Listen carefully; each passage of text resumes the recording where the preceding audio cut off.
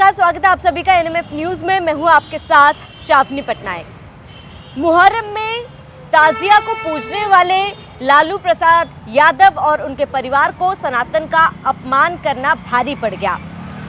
ये तो हमने हमेशा देखा है कि सनातन पर जो भी चोट पहुंचाने की कोशिश करता है उसका अंजाम उसी को भुगतना पड़ता है। चाहे अखिलेश यादव की बात कर ले, राहुल गांधी की बात कर ले, तेजस्वी यादव की बात कर ले या फिर खेसारी लाल यादव की बात कर ले।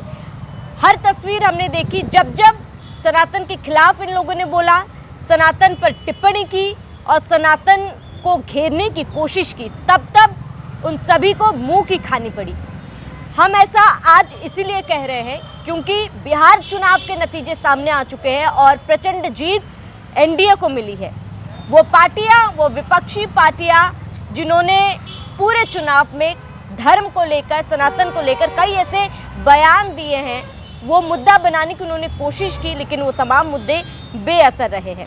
इसी पर आज हम चर्चा करेंगे कि सनातन पर जब भी किसी ने वार करने की कोशिश की वो हारा ही है। मेरे साथ सहयोगी रोहित जुड़े हुए हैं।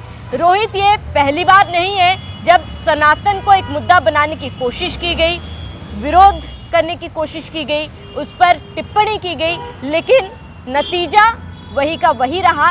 तो बड़ा सवाल मेरा आपसे ये है कि अपने बार बार हार के बावजूद भी विपक्षी पार्टियां सीख क्यों नहीं ले रहे कि सनातन कोई मुद्दा नहीं है जिस पर आप बार बार टिप्पणी करेंगे।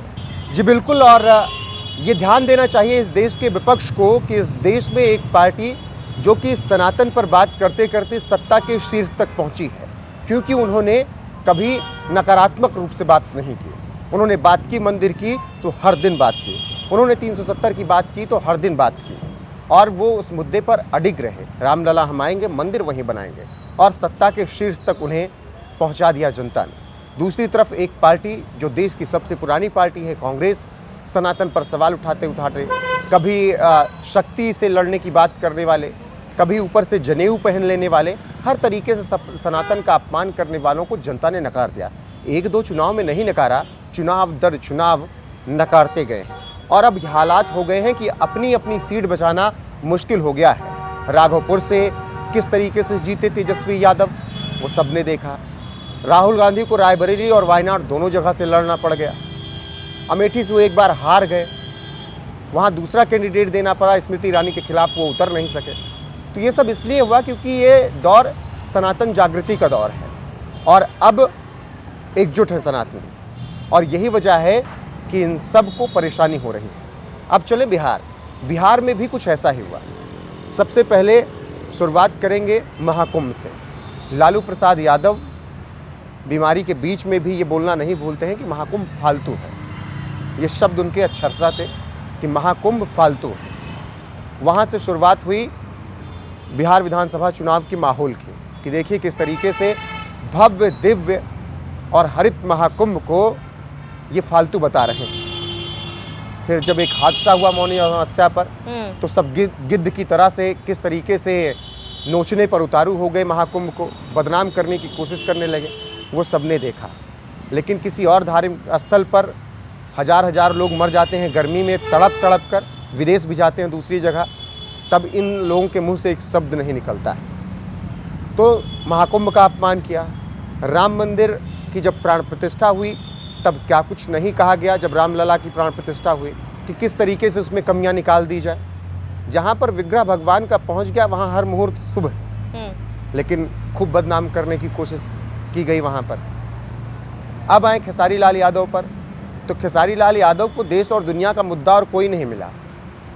उनको ये मुद्दा नहीं मिला कि पहलगाम में धर्म पूछ कर मारा गया। उनको मुद्दा क्या मिला कि जहां पर पहले से राजा दशरथ के नाम पर हॉस्पिटल बन चुका है अयोध्या में, वहां पर मंदिर की जगह भी उनको हॉस्पिटल चाहिए थी।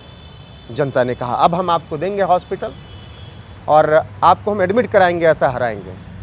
उस सदमे में आप एडमिट हो जाएंगे। छोटी कुमारी के सामने खेसारी लाल यादव की हालत ख़राब हो गई। लेकिन सिर्फ खेसारी लाल यादव ने ही आरजेडी की लुटिया नहीं डुबोई है। कुछ ऐसी प्रवक्ताएं भी रही हैं आरजेडी की जिन्होंने आरजेडी को इस हाल में पहुंचाने में बहुत मदद की है। आप उनको टीवी पर लगातार देखते होंगे किस तरीके से वो भाषा की मर्यादा लांघती हैं, तमाम ऐसे प्रवक्ताओं के सामने जो बहुत शांत होकर सौम्य रहकर तथ्यों पर बात करते हैं। लेकिन आरजेडी की वो प्रवक्ताएं किस तरीके से टिप्पणियां करती हैं। फिर चलिए, आप प्रवक्ता हैं, डिफेंड कर सकते हैं, लेकिन फिर वही बात कि आपको शब्द का चयन और शब्दों की मर्यादा ध्यान में रखनी होगी। लेकिन कई बार टीवी पर मर्यादा लांघी गई, बिल्कुल, और उसका भाई खामियाजा भुगतना पड़ा।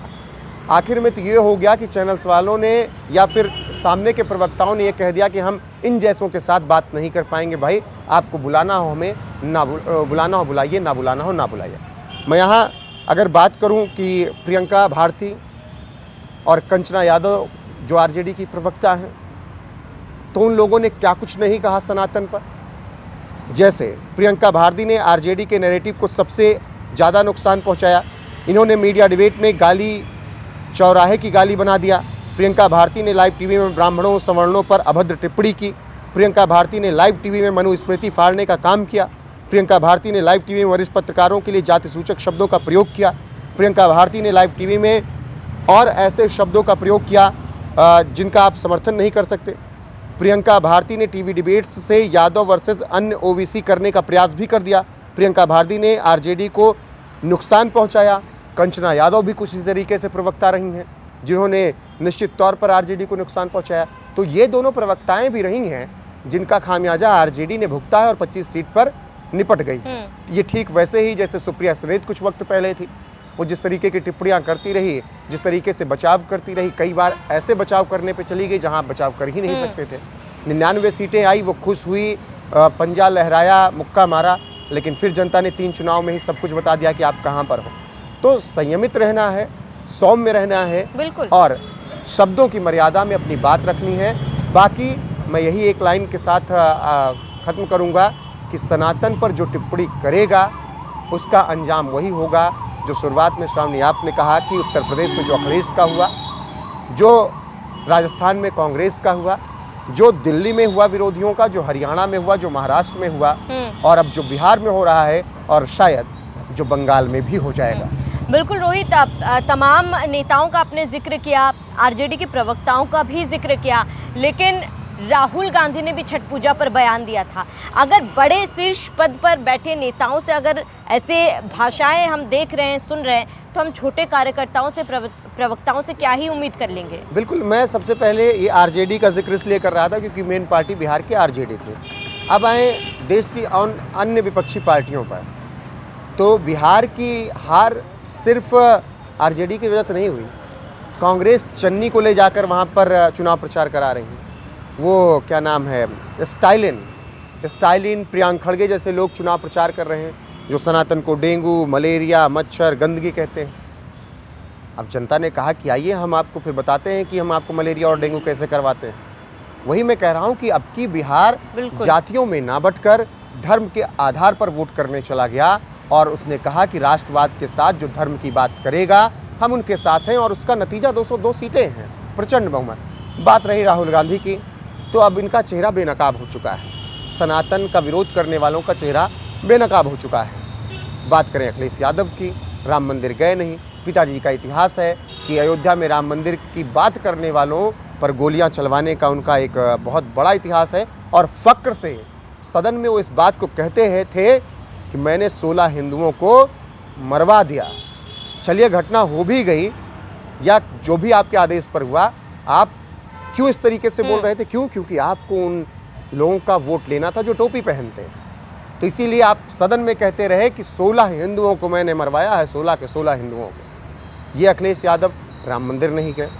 राहुल गांधी, जो कांग्रेस उड़ती रहती है, खुश रहती है कि राजीव गांधी ने राम मंदिर का ताला खुलवाया, लेकिन किस परिस्थितियों में खुलवाया इस बात को भी देखिए। वो राहुल गांधी राम मंदिर की तरफ नहीं जा सकते हैं, हालांकि वो ब्राह्मण अपने आप को कहते हैं, जनेऊ ऊपर से पहनते हैं। बहन प्रियंका गांधी भी चुनाव के दौरान लाल रंग की साड़ी में माँ देवी के दर्शन करने चली जाती हैं, लेकिन यही कांग्रेस किस तरीके से सनातन पर टिप्पणी करती है। इन्हीं कांग्रेसियों के राष्ट्रीय अध्यक्ष के बेटे किस तरीके से प्रियंका खड़गे सनातन को अपशब्द कहते हैं, वो सबने देखा है, और इन सब का हाल जनता ने ठीक कर दिया है। और बता दिया है कि सनातन पर जब जब बोलोगे तब तब वही हाल होगा जो अभी बिहार में हमने किया है। और जैसे कि आपने रोहित कहा कि केवल बिहार में ही नहीं, आने वाले समय में बंगाल में भी चुनाव है। अगर आप फिर से धर्म की राजनीति करोगे, सनातन को चोट पहुंचाने की कोशिश करोगे, तो यही हाल आपका बंगाल में भी होगा, उत्तर प्रदेश में भी होगा और आने वाले हर चुनाव में आपके साथ होगा। फिलहाल आप सभी का इस पूरे मामले पर क्या कहना है, हमें कमेंट कर जरूर बताएं। साथ ही बने रहिए NMF न्यूज़ के साथ।